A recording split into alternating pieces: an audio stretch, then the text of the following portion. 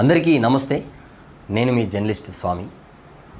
రాష్ట్రంలో ఏ సమస్యలు లేనట్టు అనేక సమస్యల మీద పోరాటాలు చేస్తుంటాం, అది ఏ సమస్య వచ్చినా.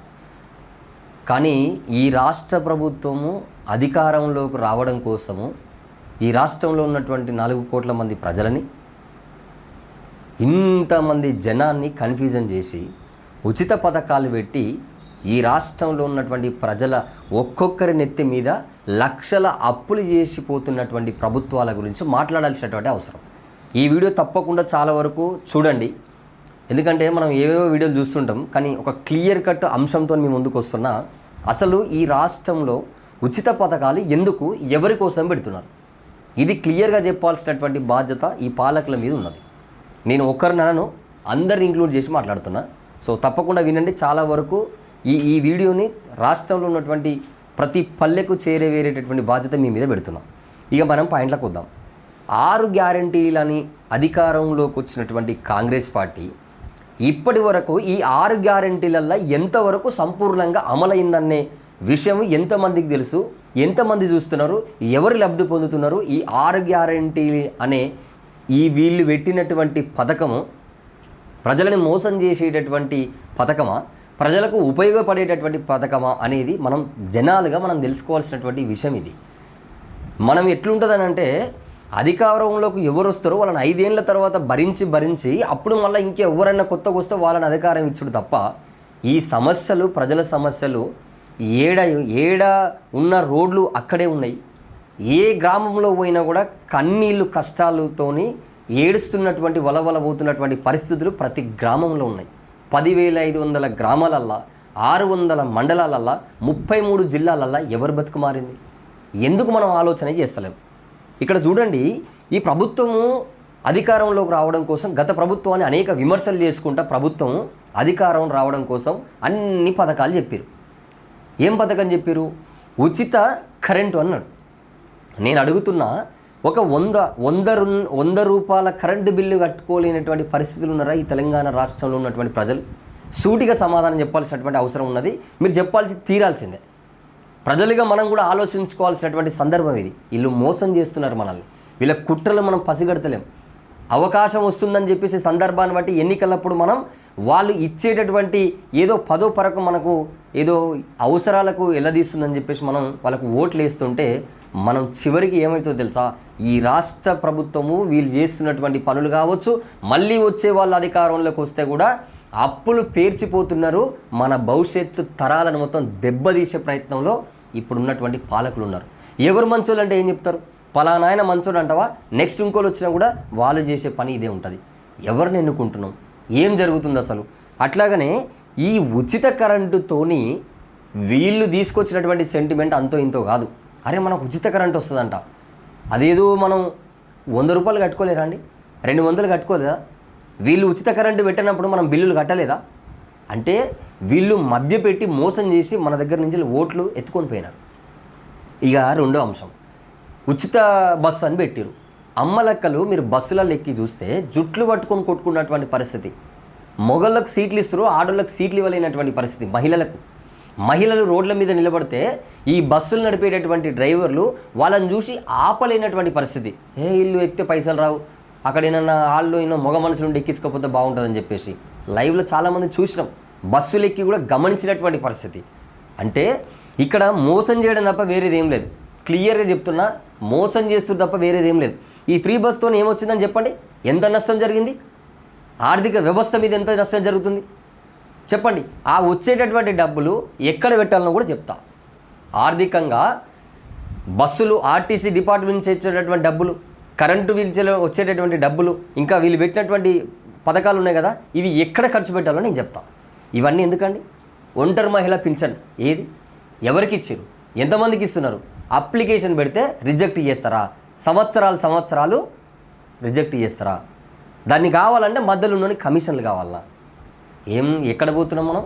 పీజీలు, పిహెచ్డీలు చేస్తాం, ఊర్లలో ఉంటాం, పాలకులు ఒత్తాసు వలకుండా ఎవరు వస్తే వాళ్ళకి మనం ఓట్లు వేసుకొని పోతున్నటువంటి పరిస్థితి కాదా?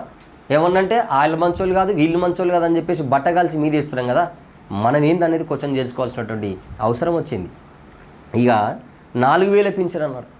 ఆయన 2000 ఇచ్చిన కేసీఆర్, నేను 4000 ఇస్తున్నాడు ఈ రాష్ట్ర ముఖ్యమంత్రి. ఎక్కడ పోయింది? నేను మొదటి సంతకము ఇగో ఈ పథకాల మీద పెడతాడు. ఎన్ని సంతకాలు పెట్టారు?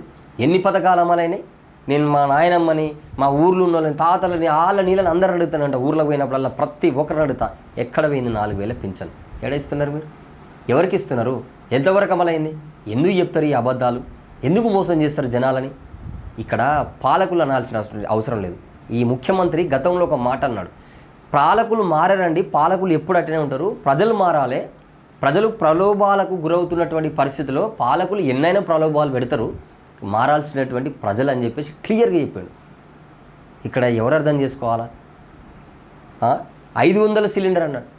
ఈ రాష్ట్రంలో నిజంగా చెప్పండి, ఈ వీడియో చూస్తున్నోళ్ళు నిజంగా చెప్పండి, 500కు గ్యాస్ సిలిండర్ ఇచ్చినోడు ఎవడో చూపియండి నాకు. ఫస్ట్ చూపిస్తారా? 500కు గ్యాస్ సిలిండర్ ఇచ్చిర్రు ఎవరన్నా? 1000 రూపాయలు పెట్టి 990 రూపాయలు పెట్టి నువ్వు గ్యాస్ సిలిండర్ బుక్ చేసుకుంటే సబ్సిడీ అని చెప్పేసి నీకు 200, 150, 300 రూపాయల సబ్సిడీ పడుతుంటే నువ్వు ఎంత కడుతున్నావు గ్యాస్ సిలిండర్ చెప్పండి ఒకసారి. అమ్మలక్కలు అందరూ ఊర్లలో ఉన్నోళ్ళు పట్ట పోయి గుద్దిపడేసారు కదా ఓట్లు. ఎవరికి వచ్చిందమ్మా 500 సిలిండర్? ఎవరికి వచ్చింది చెప్పండి? గ్యాస్ సిలిండర్ దొరకలేనటువంటి పరిస్థితి. వీరు పాలకులు చేస్తున్నటువంటి పనులు ఏందనంటే, ఆ సందర్భానికి, ఆ నిమిషానికి, ఆ యొక్క పరిస్థితులను కనిపెట్టి ఈ ప్రజలని ఎట్లయితే మభ్యపెడితే మనకు ఓట్లు వేస్తారు అని చెప్పేసి ఒక మంచి స్కీమ్ తయారు చేసుకొని వస్తారు ప్రజలకి. ఆ స్కీమ్ని ప్రజలల్లో ప్రదర్శన చేసి మనల్ని పిచ్చోళ్ళని చేసి ఓట్లు ఎత్తుకొని పోతారు. ఇక 5 ఏళ్ళు మనం నచ్చినా నచ్చకపోయినా భరించాల్సినటువంటి పరిస్థితి ఏర్పడుతుంది. ఏం దుర్మార్గం ఇది? ఏం పరిస్థితి ఇది? ప్రపంచ దేశాలలో తిరుగుతారు కదా పొద్దున్న లేస్తే ఈ పాలకులు. ఉచిత పథకాలు ఏమేమి ఉచిత పథకాలు పెడతారు చెప్పండి? ప్రజలకు కావాల్సినటువంటి ప్రధానమైనటువంటి అంశాలు ఏముంటాయి? ప్రజలు బతకాలంటే ఏం కావాలో తెలుసా? నేనన్నా, రైతు ఈ రాష్ట్రానికి, ఈ దేశానికి, ప్రపంచానికి రైతే వెన్నుముక్క. రైతు లేకపోతే మనం లేము అన్నటువంటి పాలకులు ఎవడయ్యా రైతును చూస్తున్నది? ఏ నాయకుడు అయితే రైతులను పట్టించుకున్నది? వడ్లు కొనక కళ్ళల్లో ఆగమాగమైపోయి కన్నీరు మున్నీరయ్యి ఆత్మహత్యలు చేసుకుంటే ఒక్కడన్నా పట్టించుకుంటున్నారు రైతులని? ఎవరు చెప్తారు దీనికి సమాధానం? చెప్పండి. దీనికి ఏ రైతును పట్టించుకుంటున్నారు మీరు? ఏ పథకాలు అమలు చేస్తున్నారు మీరు? యాపిల్ తీసుకొస్తారా? యూరియా కోసం యాపిల్ కావాలన్నా? మందులు ఫెర్టిలైజర్ కావాలంటారా? యాపిల్ పెడతారా? ఏం పాలనేది? ఎంత పిచ్చోళ్ళని చేస్తున్నారు మేము జనాలని? అందుకనే ఒక రెవల్యూషన్ పుడుతుంది, ఖచ్చితంగా రెవల్యూషన్ పుడుతుంది. తమిళనాడు తరహా, తమిళనాడులో జరిగినటువంటి ఎన్నికల రణరంగం ఎట్లయితే జరిగిందో తెలంగాణలో కూడా జరిగేటటువంటి అవకాశం అయితే ఖచ్చితంగా ఉన్నది. అది ఎవరు వస్తుంది అనేది మనం ఎవరిని డిసైడ్ చేయలేం. కానీ ఎవరైతే నిజాయితీగా ప్రజల కోసం పనిచేయాల్సినటువంటి బాధ్యత పెట్టుకుని ప్రజలకు వచ్చిన నాయకుని మాత్రం వచ్చేసారి ఖచ్చితంగా ప్రజలైతే 100% వాళ్ళకు అవకాశం కల్పించేటటువంటి అవసరాలు అయితే కనబడుతున్నాయి. అట్లాంటి మూమెంట్ అయితే ఒకటి వస్తుంది, రెవల్యూషన్ కంపల్సరీ వస్తుంది. చూస్తున్నారు ప్రజలు. ఇక డబ్బులకు ఆశపడేటటువంటి అట్లాంటి సిచ్యువేషన్ కనబడతలేదు రాష్ట్రంలో. మనుషులని వెతుక్కునేటటువంటి పరిస్థితి కనబడుతుంది. ఒకవేళ అప్పుడు కూడా జనాలు మారకుంటే ఇక ఎవరు ఏం చేయలేం దీనికి. ఎందుకంటే మన కంట్లల్లో మనం ఏళ్ళు ఓడ్చుకుంటున్నప్పుడు దానికి ఎవరు కారకులు కారు. అందుకనే మనం ఊర్లల్లో ఉన్నటువంటి యువత చదువుకున్న వాళ్ళు కొంత మోటివేషన్ చేయండి. మనమే వాళ్ళకి వీళ్ళకు అక్కడిక్కడ ఒత్తాసు పలుకుంటూ మాట్లాడితే మన బతుకులు ఆగమైపోతున్నాయి బ్రదర్. జనరేషన్లు ఆగమైపోతున్నాయి. పాలకుల పిల్లలు పెద్ద పెద్ద కార్లలో తిరుగుతున్నారు, పాలకుల పిల్లలు పెద్ద పెద్ద గడిలలో ఉంటున్నారు. వాళ్ళ ఇండ్లు చూస్తే దిమ్మ తిరిగి మైండ్ బ్లాక్ అయిపోతుంది తెలుసా. చచ్చిపోయిన దాకా కూడా మనం కట్టలేమండి అట్లాంటి ఇండ్లు. అంత దరిద్రంగా ఉన్నది మన బతుకులు, చెప్పలేనటువంటి పరిస్థితులు. ఒక్కొక్కరి జీవితాలు 100 రూపాయలు జేగుల లేనటువంటి పరిస్థితి ఉంది రాష్ట్రంలో.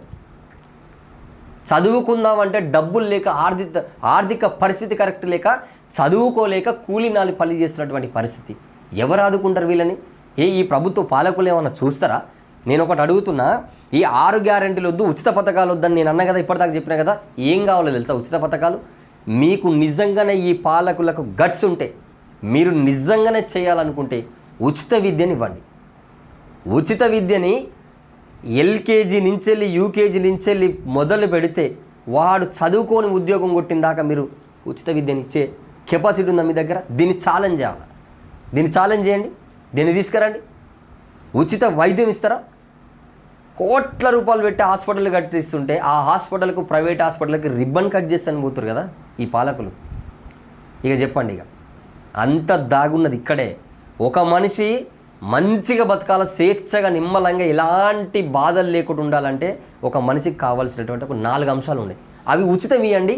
మీరు నేను చెప్తున్నా కదా, ఒక్కొక్క ముఖ్యమంత్రి 40 సంవత్సరాలు ఎక్కడ కూడా అండి, నేను చెప్తున్నా కదా 20 నుంచి వెళ్ళి 40 సంవత్సరాలు ఎక్కడ ఒకటి ఆయన పరిపాలకుడు అవుతాడు, హీరో అవుతాడు, రోల్ మోడల్ అవుతాడు, ప్రపంచానికి ఆదర్శంగా పలానా రాష్ట్రం అని చెప్పి చూపించుకోవాల్సినటువంటి అవసరం కలుగుతుంది.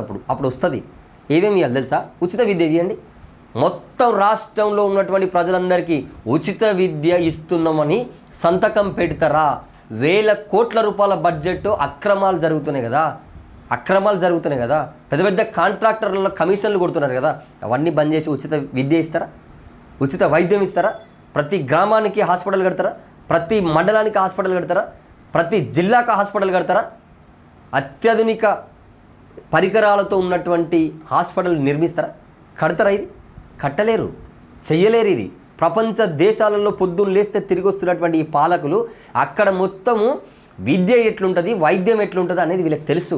ఇక్కడ కార్పొరేట్ హాస్పిటల్ ఎట్లుంటుందో అక్కడ ప్రభుత్వ హాస్పిటల్ ఎట్లుంటుంది, అది కడతారా? ఇక్కడ ఆ విషయం చెప్తారా? అది చెప్పరు. సుందరీకరణ అనే పేర్లు చెప్తారు. నేను ఆ దేశంలో ఉన్నటువంటి అట్లాంటి అక్కడ ఉన్నటువంటి కల్చర్ని డెవలప్ చేస్తూ అంటారు, అక్కడ ఉన్నటువంటి బిల్డింగ్లు కడతా అంటారు. ఈ బిల్డింగ్లతో మాకేం రాదు, అక్కడ ఉన్నటువంటి నేచర్తో మాకేం రాదు. ఉన్న నేచర్ని, ఉన్న ప్రకృతిని ఆగం చేయకుంటే సరిపోతుంది. ఈ రాష్ట్రంలో ఎవరు అడుగుతలేరు. సందర్భాన్ని బట్టి వాళ్ళు మాట్లాడాల్సిన వాళ్ళు కూడా మాట్లాడలేనటువంటి పరిస్థితులు వస్తున్నాయి. కాబట్టి ఒకటే క్లియర్గా ఇక్కడ ఉచిత ఇల్లు ఇవ్వాలి. ప్రతి ఒక్కరికి ఉచిత ఇల్లు ఇవ్వాలి. ఇల్లు లేని వాళ్ళకి, ఉన్నోళ్ళకి కాదు, ఇల్లు లేని వాళ్ళకి ఉచిత ఇల్లు ఇవ్వాలి.